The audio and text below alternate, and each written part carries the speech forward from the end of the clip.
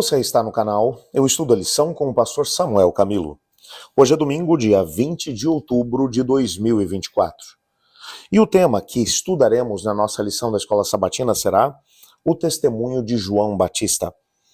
O texto que serve como base para o nosso estudo de hoje encontra-se no Evangelho de João, no capítulo 1, versos 19 a 23, que diz assim: Esse foi o testemunho de João. Quando os judeus de Jerusalém enviaram sacerdotes e levitas para lhe perguntarem quem ele era, ele confessou e não negou. Declarou abertamente: Não sou o Cristo.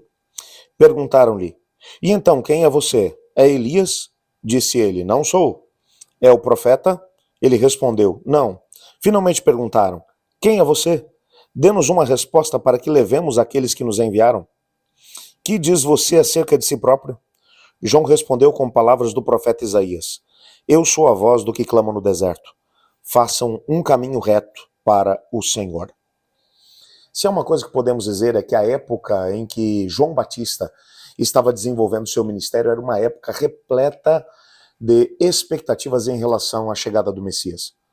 As profecias de Daniel estavam se cumprindo naquele tempo. A profecia das 70 semanas mostravam exatamente o ano no qual o Messias começaria o seu ministério. Demonstravam o ano no qual ele morreria. Portanto, agora, esse era o ano apontado pela profecia de Daniel para o início do ministério público de Jesus Cristo.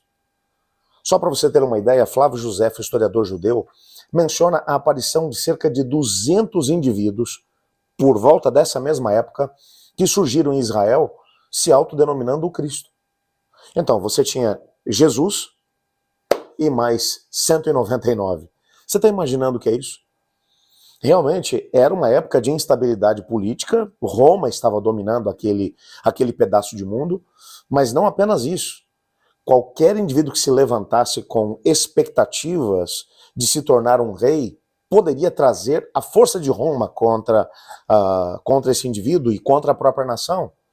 Israel era conhecido como um lugar cheio de agitações políticas.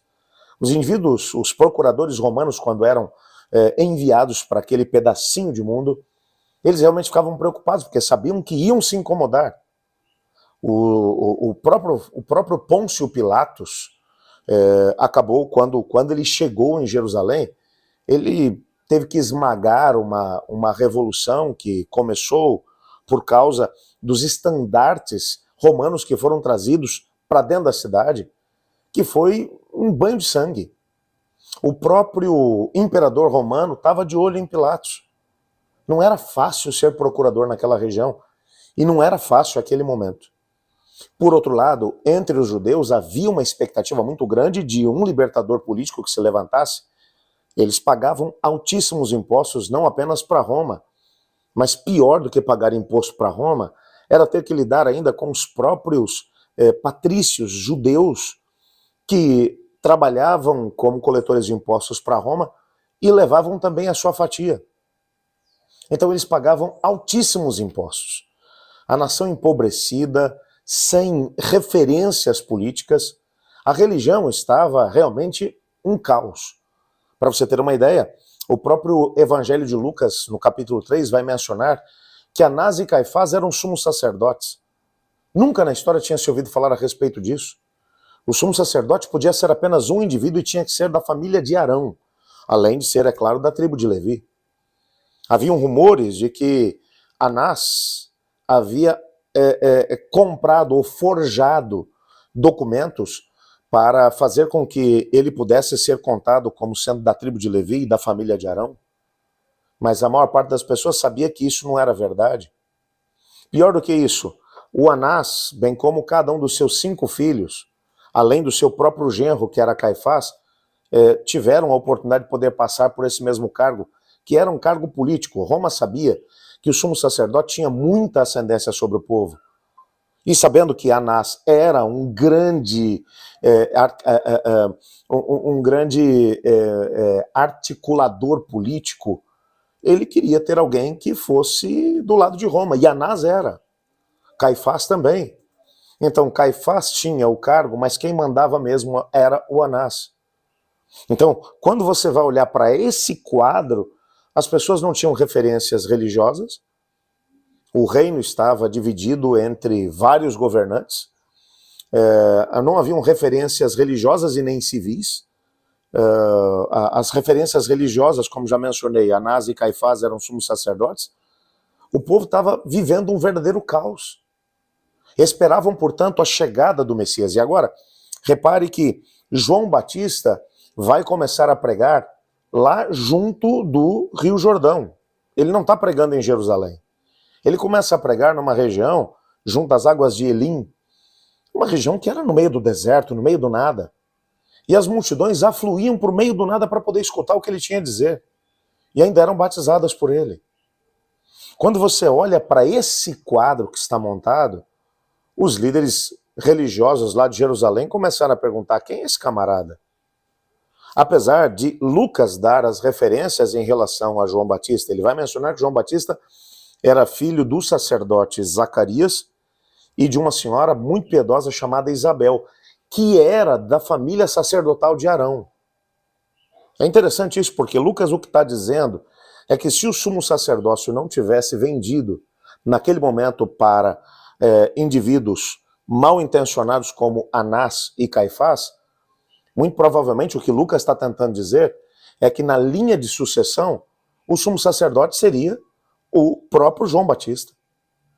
Mas ao invés dele estar lá no templo, apesar de ser de família sacerdotal, apesar de ser da descendência de Arão, ele está no meio do deserto pregando. E ele diz: arrependei-vos e convertei-vos. Raça de víboras, quem vos ensinou a fugir da ira vindoura? Produzir frutos dignos de arrependimento.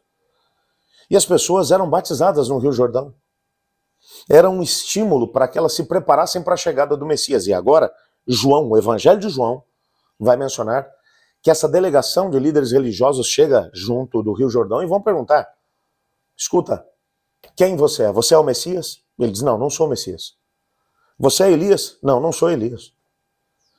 O profeta? Não, não sou o profeta. Bom, quem é você então, afinal de contas? Ele diz: eu sou o cumprimento da profecia de Isaías. Preparai um caminho para o Senhor. Aplainai as veredas. Ele vai aqui lançar mão de uma velha profecia de Isaías, mencionando que antes da chegada do Messias, viria alguém para preparar o caminho. Quando os reis iam fazer algumas incursões por alguns lugares, eles enviavam pessoas para poder aparelhar o caminho, para que ele pudesse vir com toda a sua comitiva. João Batista está dizendo: eu sou aquele que veio para preparar as coisas para a chegada do Messias. Não sou o Messias. O testemunho dele é um testemunho muito forte. O que ele estava dizendo é: o Messias está chegando. E eu estou desenvolvendo o meu ministério para preparar o caminho para a chegada dele. E no tempo certo ele apresentaria aquele que seria o Messias. Amanhã a gente vai falar um pouco sobre isso. Por que João Batista é que apresentou Jesus? Amanhã eu vou mostrar isso para você. Mas hoje eu queria ficar com um testemunho de João. João, de forma muito clara, aponta o caminho. Ele se vê como alguém que está preparando o caminho para a chegada do Senhor. E deixa eu dizer uma coisa para você. Hoje nós estamos vivendo os tempos que antecedem ao retorno de Jesus. E de alguma forma você e eu fomos chamados também para preparar o caminho para a chegada do Senhor. Por isso nós temos que ter uma responsabilidade com a pregação do Evangelho, temos que ter uma responsabilidade com a pregação da breve volta de Jesus para esse tempo e para essa geração. Você reparou como é que está a nossa vida? A correria que a gente vive. A gente nem tem tempo para testemunhar para os outros. Muito menos para preparar o caminho para a chegada do Senhor. E nós estamos vivendo o tempo da chegada dele. Nós temos muito a aprender com João Batista. João Batista tinha compromisso com Cristo, tinha compromisso com o reino de Deus, tinha compromisso com a pregação do Evangelho para aquele tempo, para aquela geração. Por isso o Espírito Santo usou de forma tão poderosa. E esse mesmo Espírito Santo quer usar a você e a mim, para nesse tempo prepararmos as coisas, prepararmos o caminho para a chegada do Senhor. Você não quer pedir a Deus que Ele te prepare para ser esse tipo de testemunha nesse tempo e nessa geração? Então ore comigo. Obrigado, Senhor, por Tua palavra e pela certeza que temos de que o Senhor nos ama. Sabemos que Cristo Jesus é o nosso Messias e que Ele está breve, muito perto de poder chegar. Nós te agradecemos porque Ele veio a primeira vez no tempo certo. E agora, pelos sinais que a gente vê acontecendo à nossa volta, temos a consciência de que esse é o tempo do aparecimento dEle. Assim como o Senhor usou João Batista para ser uma testemunha sua, preparando para a sua primeira vinda, ajuda-nos a podermos preparar o mundo para a segunda vinda também. Derrama o teu Espírito sobre nós, pois oramos em nome de Jesus. Amém. Eu estudo a lição e você?